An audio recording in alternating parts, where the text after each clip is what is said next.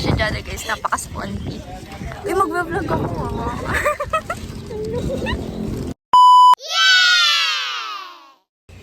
Guys, andito na kami kila siya dyan. Takat ng bangs ko. Ang biyak ng gate nila. Ang biyak talaga. Nakapikila siya dyan. Halatang hindi pa ako bumabangon, guys.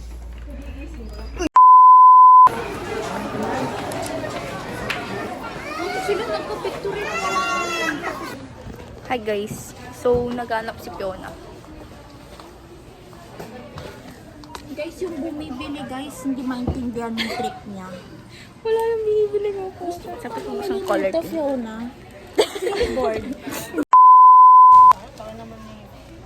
Dami arte. Kala mo talaga yung nagsusulat. Ang hinanap niya pa yung correction tape niya na 6.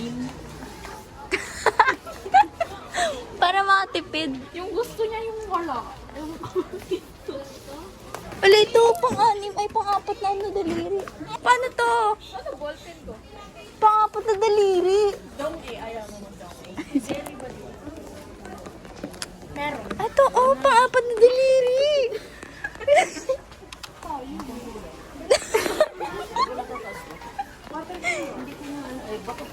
Babayad na siya, guys.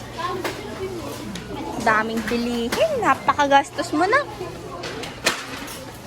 So, paid na siya, guys. 847. Ang hula ko, 1,545. Siya, Kanya 1,300. 1,350. Siya, Below 1K. below 1K. So, mas panalo siya. Mas tama siya. Alam may kakilala ko, gago. So, ano, punta namin yung food court kasi nagugutom kami. Gusto namin gushi. Okay, bye. Dito na kami sa NBS. Wow! Guys, kumain kami empanada. Omsim! Guys, tumatawa kami right now. Kasi kanina, hindi ako makarinig. Tapos sinigawan niya ako. Gusto mo sabaw?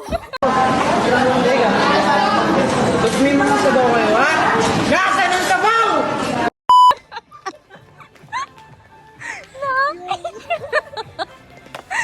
Gusto mo sabaw? Para sakto dun din tayo sa sakit.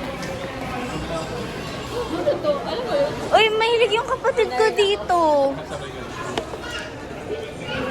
Kasi ang dami niya ng ganito kaya hindi ako bibili.